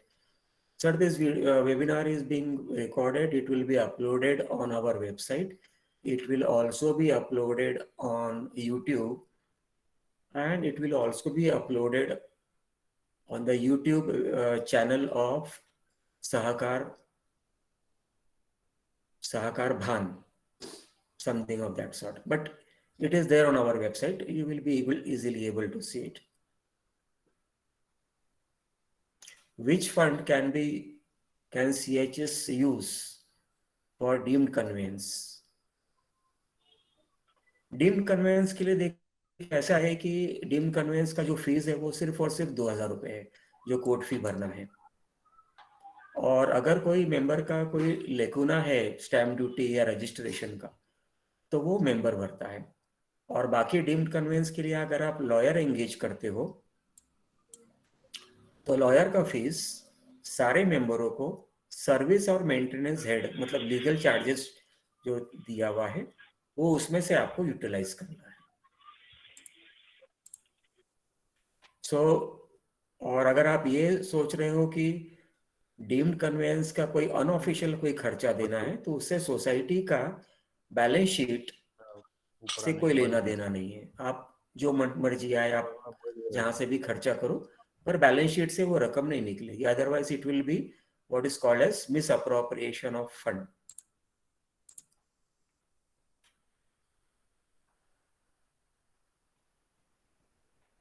Mister advocate Prakash Maurya साहब का प्रश्न है, व्हाई सिंकिंग फंड और repair fund should not be replenished? मैंने ये 2-3 बार रिपीट कर दिया है बट फिर भी I will repeat it once again. If you are going to replenish this sinking fund, अगर आप फिर से जमा करते हो तो सिंकिंग फंड का जो दायरा है 0.25% और रिपेयर फंड का जो दायरा है 0.75%, उसका उल्लंघन हो जाता है। That is why it cannot be replenished or redemanded or done. अगर आप ये सोचते हो कि मेरे किट्टी में 1000 रुपये पड़ा था वो हमेशा 1000 रुपये ही बना रहे, तो this is not proper. It is unwise to think कि वो पैसा हमेशा के लिए पड़ा रहेगा। Money is meant for spending, so this funds all are also meant for spending. So you cannot collect sinking fund above that particular ratio. Yes, Mr. Prakash. Yes, sir. I want to say कि अगर हम उसको use कर लेते हैं वैसे भी 0.25 और 0.45 75 you're saying is very less, and over the period say 10 years 20 years the amount is very low, right? If we go to the general body to increase that in the proportionate what you have suggested, then also if it is utilized, suppose after 10 years 20 years the building requires a repairment, we utilize that, and after say 5 years again the requirement is there, from where the members will bring it. That is why I just suggested. Yes, because there is another, if you read bylaw 13B, yeah, the 13B says क्या बोलता है, major civil repair fund आप जमा कर लो। जैसे उदाहरण के तौर पे 2000 साल में आपने सिंकिंग फंड का 50 लाख रुपए यूज कर लिया, राइट। 2015 साल में आपको फिर से 50 लाख रुपए की जरूरत है, राइट। आप ये नहीं बोल सकते हो कि मैं सिंकिंग फंड वापस जमा करूंगा। उस समय आप major civil repair fund general body के रेजोल्यूशन से फिजिबिलिटी रिपोर्ट दिखाओ जनरल बॉडी को कि मेरे को इस कारण से पैसा चाहिए और हम इतने इतने महीने में इस चीज को जमा करेंगे, आप वहां से फंड यूटिलाइज कर लो। और regular contribution will be continued as old style. Regular contribution is mandatory under your approved bylaws. नहीं तो आप bylaw का उल्लंघन कर रहे हैं आप, राइट, है ना। कोई मेंबर डिस्प्यूट करता है, कंप्लेंट करता है तो मैनेजिंग कमेटी को तकलीफ होने वाली है। ओके। आपकी जानकारी के लिए ये बता दूं कि आपने सिंकिंग फंड जमा नहीं किया तो सोसाइटी का नुकसान हुआ है वो, right. It constitutes negligence, it constitutes deficiency. Section 73(1)(b) अगर आप देखेंगे तो ये सारे पैरामीटर्स उसके अंदर कवर्ड अप हो जाते हैं। ओके। तो मेरे नेग्लिजेंस, मेरे डेफिशिएंसी का पनिशमेंट भी दिया हुआ है 146 और 147 सेक्शन में। राइट। आप सोसाइटी के मेंबरों का नुकसान करेंगे ना. Right, right, sir. Okay. Okay. So So that means go ahead, sir. Go ahead. that means the routine जो हम लोग contribution ले रहे हैं वो continue रखने का once you have utilized the funds, right? Yeah. Till you deregister your society Yeah, yeah, or till you liquidate your society, yeah. ये फंड आपको हमेशा कंटिन्यू रखने, मेंबर हो या नहीं हो, Okay. मर गया हो या जिंदा हो या भाग गया हो या कुछ भी हो, Right, sir. पैसा तो लेना ही लेना है आपको. Right. मतलब बायलॉज का आप उल्लंघन कर रहे हो. Yes, sir. Yes, sir. Problem ये Absolutely. है कि हम कानून का उल्लंघन नहीं करना है, इसीलिए हम ये सारे पैसे ले रहे हैं. Right. आपके तजुर्बे में बहुत सी ऐसी सोसाइटीज आएंगी जहाँ हाँ. पे ये उल्लंघन आम दिखेगा. आप सर, एक आरटीआई के थ्रू आप डेप्यूटी रजिस्ट्रार को बोल लो कि मेरे को 50 आपके कार्य क्षेत्र के दायरे में जितनी भी सोसाइटियां हैं उनकी बायलॉज, इनकम एंड एक्सपेंडिचर और ऑडिट रिपोर्ट का सेट दो, which is they are bound to keep it. आप Right. उसमें स्टडी करने को देखोगे तो आपको तमाम लेकुनास दिखाई देंगे. Right, sir. Yes, sir. Mister Anil Patrobe, you wanted to say something. Thank you, sir. Yes sir, good evening sir. इसी से रिलेटेड मुझे एक क्वेश्चन है. मेजर रिपेयर फंड 3 साल पहले सोसाइटी ने कलेक्ट किया to the tune of 30,000 rupees per member. Society ने repair fund, that means civil repair fund, correct है? सिविल एक अलग से निकाला है, अपार्ट फ्रॉम रेगुलर जो अपना आता है बिलिंग, उससे अलावा एक सप्लीमेंट्री बिल लगाया, उनको टाकी ठीक करना है और थोड़े बहुत मेजर रिपेयर्स करना है, पाइपलाइन वगैरह. Yes sir. Out of 150 members, only 15 members have paid full amount, और उसको भी 3 साल हो गए. ओके. और सोसाइटी की मैनेजिंग कमेटी अभी बर्खास्त हो गई है ओके. और इलेक्शन ऑफिसर रखा है, लेकिन वो पैसे अभी जिन 15 लोगों ने वो पैसे दिए, बाकी लोगों ने नहीं दिए ओके. 3 साल से. तो वो मेंबर जिन लोगों ने दिए हैं वो लोग क्या बोल रहे कि आपने 3 साल से काम भी नहीं कर रहे, हमारा नुकसान भी हो रहा है 30,000 का, और आप हमारे पैसे को फिर एफडी में डाल के आप उस पर इंटरेस्ट कर रहे हो, और मेन थिंग जो काम कर रहे हैं वो काम ही नहीं हुआ. यस. तो इसमें के सर क्या सोल्यूशन देंगे आप? ओके. क्या आप मेंबर्स पैसा वापस मांग सकते हैं दिया हुआ, या फिर उसको रेगुलर एक रिक्विजिशन दे सकते हैं? सेक्शन 76 में लिखा हुआ है ये चीज. हाँ सेक्शन सर. 76 में कि 1/5 मेंबर मतलब 20% मेंबर एक एजेंडा दे सकते हैं आपको. नहीं, 20% नहीं होगा. आउट ऑफ 150 ओनली 10 या 12, 20% तो नहीं होगा. एकदम मिनिमम लोगों ने ईमानदारी से भरे. ठीक है, मैं आपको बता रहा हूँ, प्रोसीजर बता रहा हूँ. या आपको दूसरा भी प्रोसीजर बता देते हैं, उसमें कोई प्रॉब्लम्स की बात नहीं. तो 20% मेंबर्स ये रिक्वेजिशन दे दे मैनेजिंग कमेटी को कि रिवर्स दैट पर्टिकुलर और रिवोक दैट पर्टिकुलर एजेंडा 3 साल पहले वाला, और वो पैसा रिफंड करा जाए along with accumulated interest in the balance sheet. But this is not possible for sinking fund and this is not possible for repair fund. वो 13A और 13C वाला. और जो ये 13B वाला है उसमें आप ये कर सकते हो. 13B मतलब आपने स्पेसिफिक पर्पस के लिए, I call it major civil repair fund. वो हेड ऑफ टाइटल अगर हम बिल में डालते हैं तो it looks more neat also, and during disputes of recovery proceedings it helps. अगर ये भी नहीं होता है तो ये 15 member single petition cooperative court में डाल सकते हैं, because it is a continuing offence, continuing cause of action. तो उसमें लिमिटेशन खत्म नहीं हुआ है. तो कोऑपरेटिव कोर्ट में डाल दो, बोले भाई ये रेजोल्यूशन के दम पे ये हमारे से अभी तक पैसे लिए जा रहे हैं, हमारा नुकसान हो गया, रेजोल्यूशन को रिवोक करके सोसाइटी को डायरेक्ट किया जाए कि ये पैसा हमें रिफंड करो. You can also of course go to the civil court also. Sir, अगर इंडिविजुअल मेंबर को जाना है तो इंडिविजुअल मेंबर भी जाइए. जो जॉइंट रजिस्टर के पास जाना है तो क्या जॉइंट रजिस्टर कुछ कर पाएंगे इस बारे में? सर ऐसा है कि अगर रेजोल्यूशन जनरल बॉडी ने पास किया है तो उसको खारिज करने का काम सिर्फ और सिर्फ कोऑपरेटिव कोर्ट का है. नेक्स्ट एजीएम में अगर उनको बोलते हैं कि आप ये जो रेजोल्यूशन निकाला था उसको कैंसिल कर दो, तो क्या वो भी वैलिड रहेगा in AGM? Yes sir. Yes sir, you can do it without any problems. Thank you sir. Welcome sir. Mister Nitin Rane का एक प्रश्न है, फॉर पेंटिंग और building which fund can be used, और फॉर पेंटिंग और building how fund can be collected. I have already explained this thing, but I will say it again.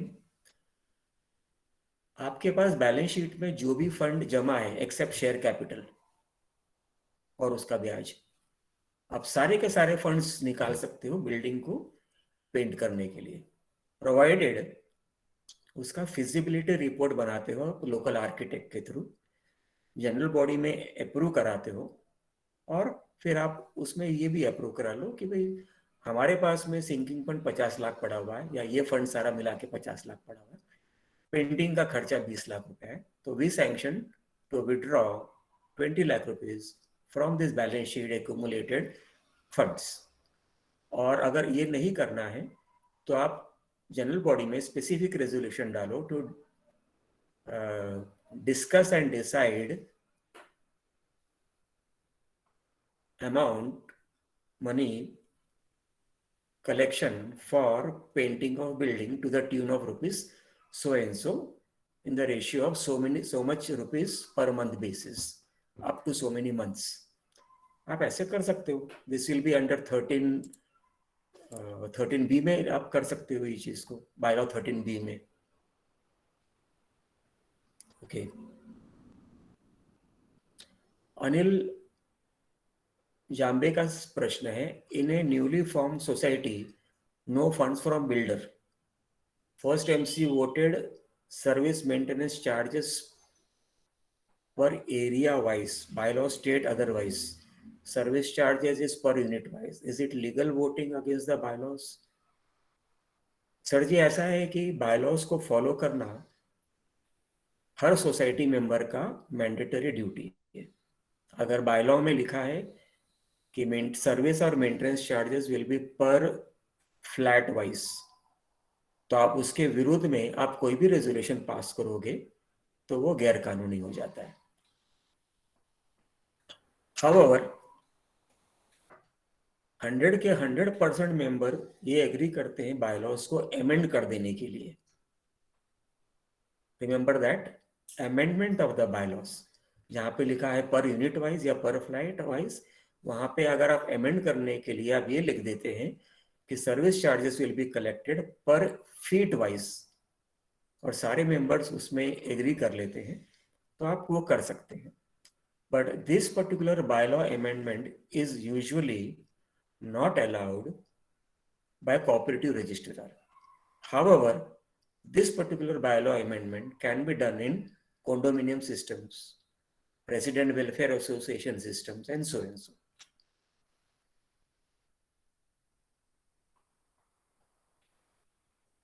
Mr. Rajesh Lombar का प्रश्न है, which fund can society use to obtain an OC? Sir ji ऐसा है कि ओसी obtain करने का काम society का नहीं है. It is of the builder और of the developer. You may file a grievance petition, the society may file a grievance petition before the local consumer court against the builder, developer, whosoever, and seek directions to the builder to obtain OC. आपको उसमें सिर्फ legal charges जाता है. Society अगर ओसी obtain करने की कोशिश करती है तो उसके लिए बहुत लंबा चक्कर है और लाखों करोड़ों रुपए का खर्चा है. अगर आप ये सोचोगे कि 5-10 लाख रुपए देके मेरे को ओसी मिल जाएगा, it's not possible.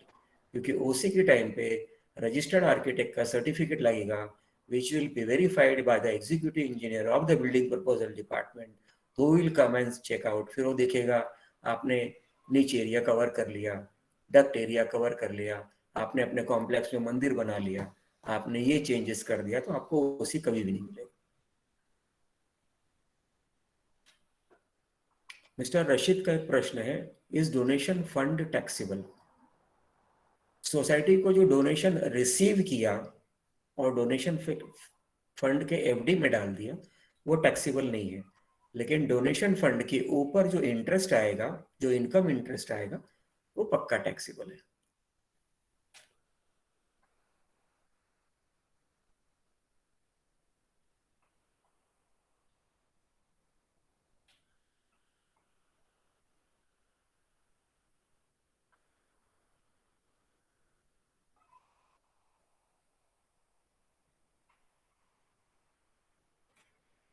Mister Alex Noronha का एक प्रश्न है, how can the mobile tower rent be used and under which head?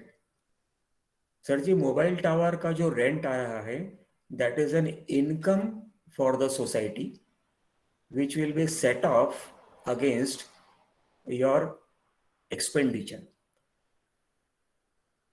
Cooperative department ने मोबाइल टावर के ऊपर एक डायरेक्टिव भी निकाला है जिसमें यह कहा गया है कि मोबाइल टावर का 50% रेंट मेंबरों में बांट दो, बाकी 50% आप एक्सपेंडिचर में यूज कर लो. वो अलग टॉपिक है, but there is no such thing as mobile tower fund. जो रेंट आया वो इनकम है, उसको वापरो, उसको खर्चा कर दो और खत्म कर दो. और खर्चे में खत्म होने के बावजूद भी अगर कुछ बच जाता है तो जो बचा हुआ जो रेसिडुअल पार्ट है इनकम ओवर एक्सपेंडिचर, उसको रिजर्व फंड में ट्रांसफर कर दो.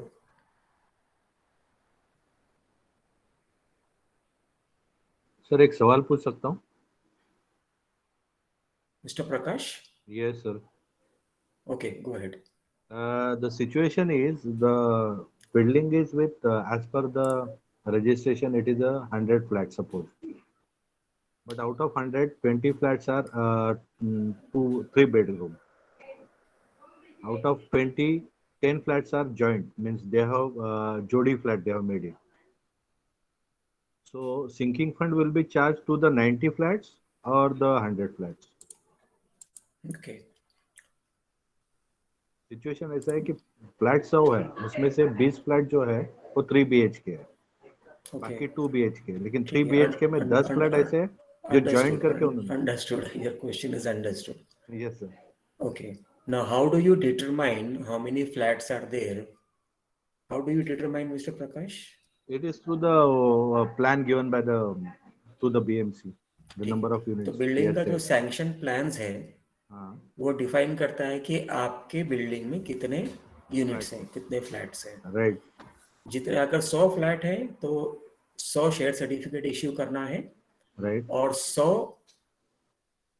मंथली मेंटेनेंस बिल्स इश्यू करना है और 100 हर चीज का फंड्स भी लेना है आपको.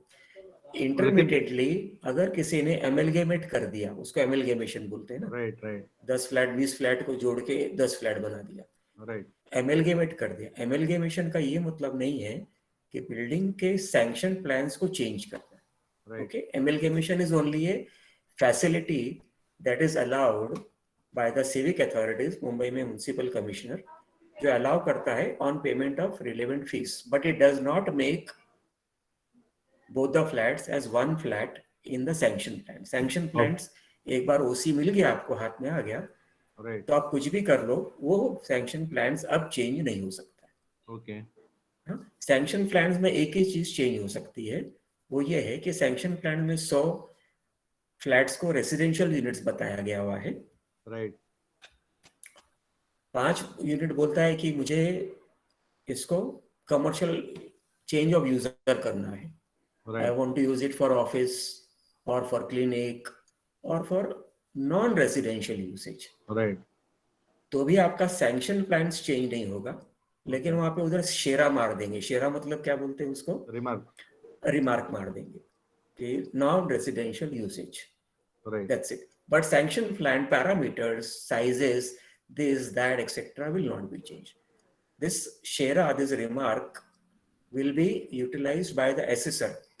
वो जो प्रॉपर्टी टैक्स वाले हैं वो यूज करते हैं प्रॉपर्टी टैक्स लेवी करने के लिए. राइट. उसका सिर्फ इतना ही मुद्दा है कि रेसिडेंशियल फ्लैट का प्रॉपर्टी टैक्स 100 रुपया था, कमर्शियल का कितना लगना चाहिए तो वो एसेसर डिमांड करता है और इस चेंज ऑफ यूजर के ऑर्डर के बेस पे अब वो 300 रुपए कर देगा. राइट. इतना ही फंडा है. Okay okay, thank you sir.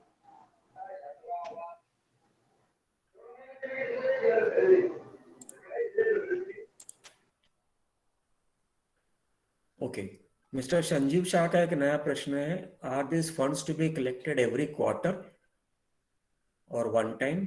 Also the collection has to be made by raising a separate bill और a monthly maintenance bill.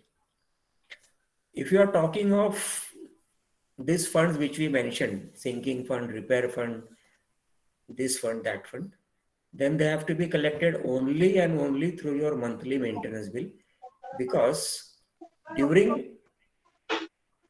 Mr. Sanjay Sawant, can you mute yourself, please? Mr. Yes, okay, thank you. So during recovery proceedings, raising of a separate bill is not going to be feasible for you. You have to give a statement of accounts for your recovery proceeding. Recovery proceedings under bylaw is based only on your bills. That is monthly maintenance and service bills. Further, can it be collected quarterly, one time, or monthly? It is to be decided in a general body meeting कि हमारा society का जो bills है वो हम monthly ले या quarterly ले या ईयरली ले. तो if it is GB's decision, then of course you can do it. But अगर आप ये बोलते हैं कि typically the bylaw prescribes monthly collection और सोसाइटी उसको क्वार्टरली ले रही है, तो then again it is a violation of the bylaws. You cannot do it and the member can raise a dispute. member बोल सकता है कि ठीक है, आपको मैं मेंटेनेंस चार्जेस दे रहा हूँ, इंटरेस्ट नहीं दूंगा डिफॉल्ट का. Thank you. Hello. Hello. I'm Okay, Mr. Sharad Manjari, go ahead with your question.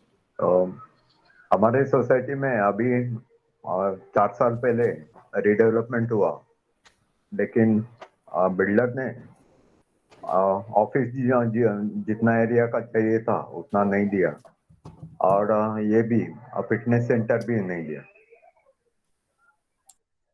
And this thing, parking space also, I mean parking slots are not utilizable. बहुत narrow parking slots है. तो उसके बारे में क्या कर सकते हैं? सर, आज का जो वेबिनार है वो टॉपिक स्पेसिफिक है. हाँ, ओके. आज का टॉपिक है सिर्फ और सिर्फ सिंकिंग फंड, रिपेयर फंड और ऑल फंड्स. हाँ. ओके, तो आज पे हम ये नहीं लेंगे क्योंकि फिर बाकी मेंबर्स जो इस वेबिनार को स्पेसिफिक पर्पस के लिए अटेंड कर रहे हैं वो पर्पस डिफीट हो जाता है फिर. तो इसके बारे में आगे कभी कवर कर सकते हो? आप एक छोटा सा व्हाट्सएप मैसेज मुझे कर दीजिएगा, मेरा नंबर आपको पता ही है, मैं कोशिश करूंगा उस चीज को जवाब देने की. Okay, thank you. Thank you. Hello. Kavita Kape का एक प्रश्न है. Interest collected from defaulting members on monthly bill includes a percentage on many heads. This interest amount is credited where? जो भी interest amount है, it is to be taken it as contribution from the members, that will be an income. Mr. Alex Norona, what is your question that has to be considered? I have already answered you, sir. If there is time, then you can come on board and question one-to-one. Just give me a few minutes. We are just about to conclude it.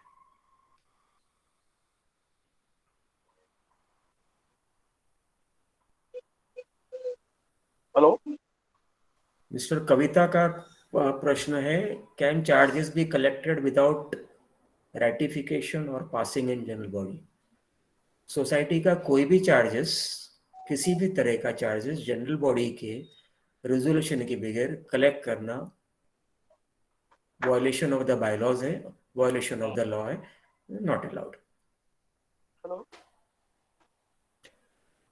Please hold on, let me complete the chat box questions, then I'll come back, sir.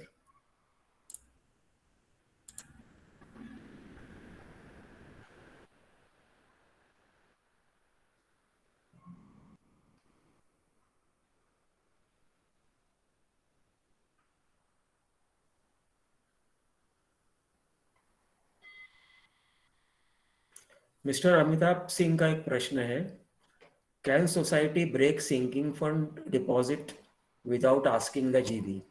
I have answered this 2-3 times, but now I will repeat. कोई भी fund, sinking fund हो या कोई भी fund हो, general body के majority resolution के बगैर आप ब्रेक नहीं कर सकते. मैनेजिंग कमेटी के पास खुद का अधिकार नहीं है कोई भी फिक्स डिपॉजिट को ब्रेक करने का। मैं आपको पहले भी बता चुका हूं कि it is a criminal offence to do that because the society managing committee is only a trustee, एक सिक्योरिटी गार्ड, एक चौकीदार आपके फंड्स के बारे में। आपके परमिशन लिए बगैर आपका फंड्स यूटिलाइज नहीं कर सकते।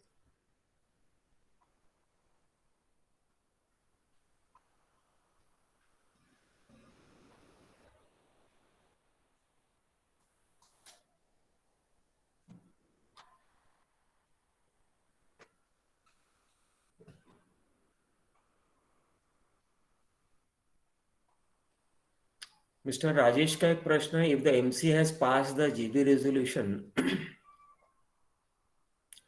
For major civil fund last 2 years back but statement of account is delayed, so what is the legal remedy? Well, अगर फंड्स कलेक्ट किया हुआ है, अकाउंट नहीं दे रहे हैं, तो जैसे पहले भी बताया मैंने कि आप रीऑडिट करवा सकते हो, आप इंस्पेक्शन करवा सकते हो, काफी कुछ चीजें हो सकती है। Okay, mister Sanjay Sawant, your प्रश्न please, your question please. Mister Sanjay Sawant. Hello, yes mister Sawant, पूछिए sir. can you hear me? Yes. Yeah. We are collecting rent 5,000 for every year from owner. You are collecting what? 5,000. As what? For the rent charges. Rent. Yeah. Okay. Can you call me non-occupation charges? Sir आज के topic के ऊपर प्रश्न पूछिए sir, और बाकी कुछ नहीं पूछना है। Okay. Okay.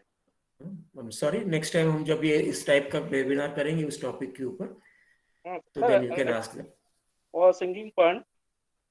Hello. Yes, go ahead. So singing fund, we are collecting for every member as per the flat. As per area of the flat.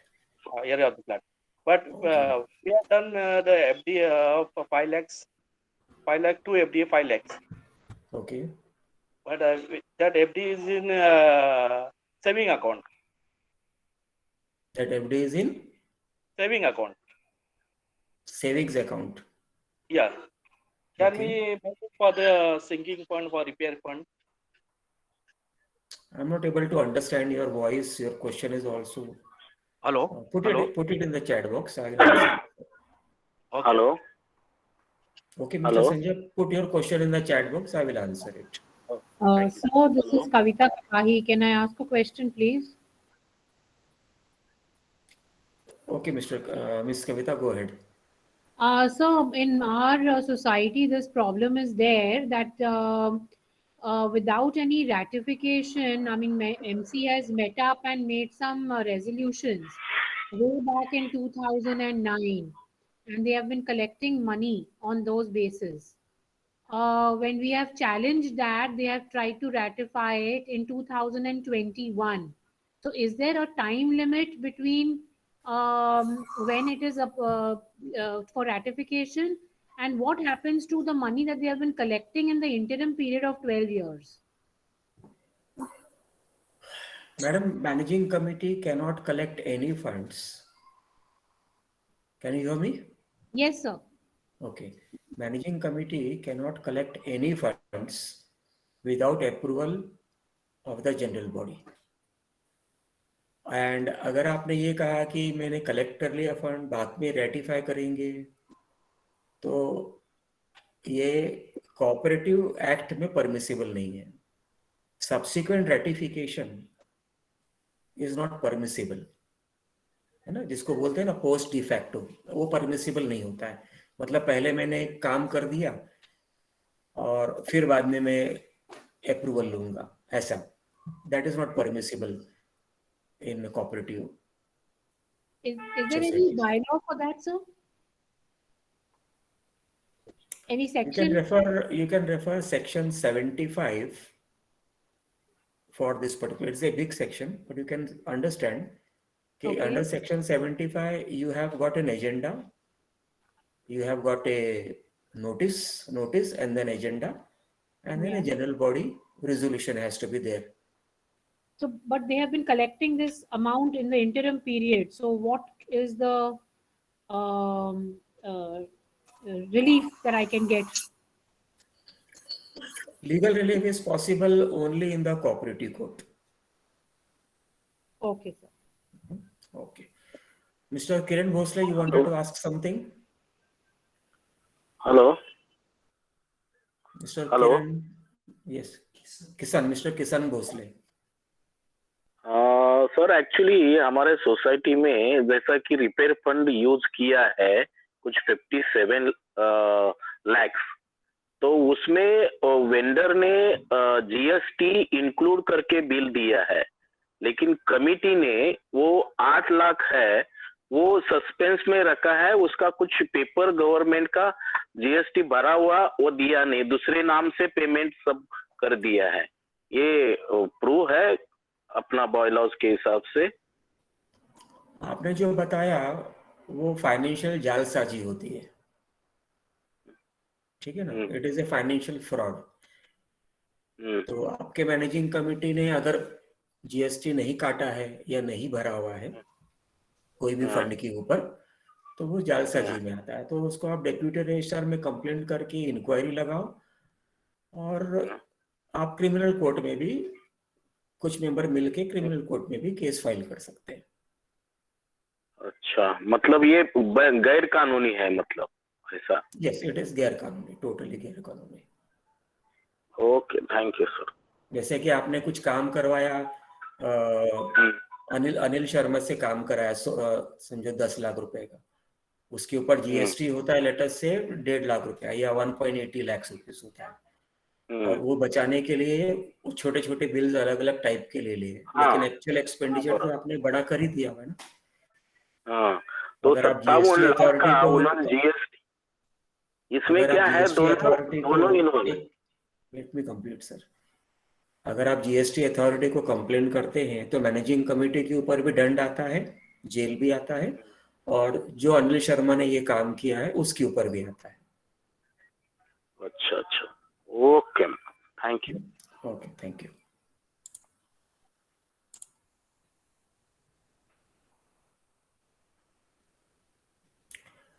There is a question by Mr. Hemant Mirji. What is the approximate average charges being charged by architect for issuance of the construction certificate? And is it necessary that the said certificate has to be necessarily issued by the architect of the building? Mr. Hemant Mirji, ऐसा है कि वो architect मर गया, गुजर गया, भाग गया, शिफ्ट हो गया दुबई में, तो आज के दिन पे जो भी पैनल रजिस्टर्ड आर्किटेक्ट आपको जहां से भी मिलता है,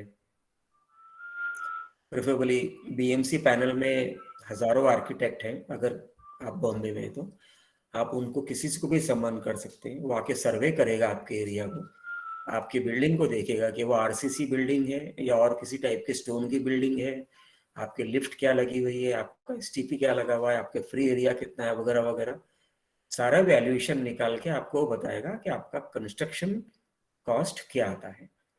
तो you can appoint any architect who is a registered architect. There are several architects who are not registered, they are diploma holders also, but you should not engage them, because this certificate has to have some legal standing at times of dispute. Mr. Suresh Padi has a question. Can society invest funds in government securities? Yes, it is possible. 100% possible है, 1000% possible है। सारे government securities में society के सारे funds आप invest कर सकते हो, प्रोवाइडेड फंड्स में भी ऐसा फंडा है कि कुछ funds are only for individuals. जैसे मिस्टर सुरेश के लिए एज ए इंडिविजुअल के लिए वो फंड इन्वेस्ट करने का प्रोविजन है। कुछ funds are allowed for corporates also, for legal entities also, for legal bodies also. So that is why I said कि कौन सा गवर्नमेंट सिक्योरिटी में इन्वेस्ट करना है, वो आपको एक सेबी रजिस्टर्ड फाइनेंशियल एडवाइजर का रिपोर्ट लेना होगा, तो ही आप आगे बढ़ सकते हो उसमें। अपने मर्जी से आप इन्वेस्ट नहीं कर पाओगे। जैसे उदाहरण के तौर पे पोस्ट ऑफिस में एक मंथली इनकम स्कीम है, ओके, वो खाली इंडिविजुअल्स के लिए है, तो सोसाइटी नहीं कर सकती। लेकिन आपने डिसीजन ले लिया कि नहीं मैं तो यहीं पे डालूंगा करके, तो these are all things which you should not be doing it, which is illegal. Suresh पड़िया बोल रहा हूँ। हाँ जी। ये जो गवर्नमेंट बॉन्ड्स आते हैं तो जिसमें थोड़ी आपको इंटरेस्ट करीबन 7 से 8% मिलता है, जो बेसिकली एफडी से ज्यादा है, तो वो सोसाइटी कर सकती है लीगली कि नहीं कर सकती? सर क्या आपकी आवाज क्रैकल हो रही, मुझे सुनाई नहीं दे रही ठीक से। सर अभी Yes. आवाज आ रही है? अभी आ रही है? हाँ बोलिए। हाँ, ये जो गवर्नमेंट कुछ सिक्योरिटी के बॉन्ड्स है जहाँ पे 8% नहीं आ रही सर, आपकी आवाज नहीं आ रही है ठीक से सर, आप थोड़ा अच्छे लोकेशन में जाइए फिर बात करिए। एक मिनट है सर। हेलो, हाँ बोलिए। अभी आ रही है मेरी आवाज sir? Yes please mister Padiya बोलिए। हाँ सर।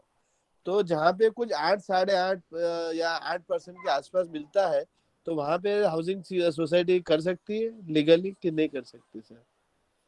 इंटरेस्ट रेट का तो मुझे पता नहीं है, हाँ, लेकिन सारे गवर्नमेंट के सिक्योरिटीज में जहाँ पे भी ज्यूरिस्टिक बॉडी या लीगल बॉडी, लीगल एंटिटी को अलाउड है इन्वेस्ट करना, वहाँ पे आप कर सकते हो। एंड मुझे सरप्राइज हो रहा कि कौन सा गवर्नमेंट सिक्योरिटी आपको 8% दे रहा है आज के दिन में। It is just next to impossible sir, आप थोड़ा सा अपना होमवर्क कर लीजिए। नहीं बिल्कुल कर लूंगा सर, ये जस्ट मुझे इन्फॉर्मेशन आई थी, इसके लिए मैं कोई तो मुझे बता रहा था, इसके लिए मैं आपके साथ शेयर कर रहा हूँ। मैं भी वेरीफाई करूंगा, आपकी बात सही है कि 8% से ज्यादा नहीं मिलता है, बात सही है आपकी सर। आप ऑफ कोर्स शेयर मार्केट में भी पैसे डाल सकते हो, इक्विटी मार्केट में भी डाल सकते हो। Society of course. अच्छा, यस। तो वो उसके लिए परमिशन लेनी पड़ती है सर कोऑपरेटिव डिपार्टमेंट? कोई परमिशन की जरूरत नहीं है। जैसे मैंने अभी प्रोसीजर बताया कि आप सेबी रजिस्टर्ड फाइनेंशियल एडवाइजर का रिपोर्ट लो, वो आपको बताएगा कि आपको कहाँ का इन्वेस्ट आप कर सकते हो।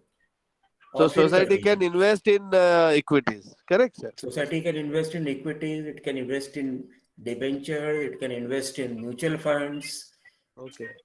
And all the bonds, mostly all the bonds of railways, railway bonds, yes. Housing society, finance companies में invest कर सकते हो वगैरह। अच्छा, और उसके लिए AGM की परमिशन लेनी पड़ेगी सर? 1000% लेनी पड़ेगी। ओके, आपका फंड नहीं है ना सर, वो फंड नहीं, वही सर का फंड है। हाँ, तो जिसका फंड है पहले उसको तो पूछ लो कि आपका पैसा इन्वेस्ट करूं या नहीं करूं वहां। नहीं वो बात सही है। और AGM को ये करने के लिए मुझे तो कुछ उनको under which section of bylaws this is possible, वो कैसे मैं ढूंढ पाऊं सर? वो सेक्शन 75 में लिखा हुआ है कि आपको AGM कैसे कॉल करना है। आपके बायलॉज में भी ढूंढ लीजिए कि आपको AGM कैसे कॉल करना है, उसमें मिनिमम एजेंडास क्या क्या होना चाहिए, वो सब आपको उसमें दिखाई देगा under section 75। Okay sir, thank you sir.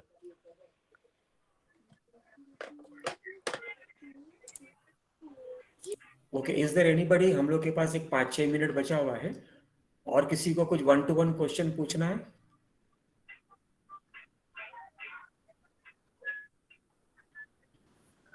Sir, Kavita Kapahi again. I just wanted to ask regarding the periodicity for the architect construction valuation certificate. Is there any time that is mandatory under any law? 2 years, 5 years? Mainly to calculate repair fund, sinking fund. Is there any mandatory thing that it should be done every 2 years or every 5 years like that? It is not the mandatory period that is required to be understood. It is not the mandatory period that is required to be understood. It is required to be understood कि हमारे area में construction cost बढ़ गया है क्या, मेरे बगल वाला बिल्डिंग का जो फ्लैट बिक रहा है वो sorry hello, can you hear me? Okay, but I will straight answer. Architect certificate का कोई पीरियड वैलिडिटी या टाइम वैलिडिटी नहीं होता है, लेकिन जब आपको लगे कि आपके एरिया में कंस्ट्रक्शन कॉस्ट बढ़ गया है. There is no audio. Can everybody hear me, please? Sir, I Yes, can sir. hear Yes, you. sir. Yes, Yes, sir. yes, sir. Yes, sir. Okay, thank you. So you should consult an architect and then decide कि आपका construction cost क्या है. And typically I would suggest कि it should be revised every 2 years, so that considerable amount of money is there in your funds for meeting future requirements. Okay, anybody else has any question? We will be concluding in 5 minutes, please. और किसी को कुछ पूछना है? Hello. So I could not hear you at all, so no audio was coming. Everybody was able to hear you, ma'am. I'll hear the recording, sir. Thank you. Okay. ठीक है, और किसी को कुछ पूछना है? Hello. हाँ बोलिए mister Sanjay Sawant. We have 2 FDs. Hello. Hello. हाँ बोलिए ना सर, बोलिए. Sir, we have 2 FDs of 5 lakhs each, and not kept in sinking fund and repair fund. Is in saving, and that interest is going to saving account. Can we keep the FD for repair fund and sinking fund? Sinking fund और repair fund का interest savings account में नहीं transfer कर सकते. आपको FD वैसे ही बनाना है कि वो इंटरेस्ट उसी सिंकिंग फंड में रोटेट हो जाए हमेशा के लिए. Okay, Correct. Yeah. Thank you, sir.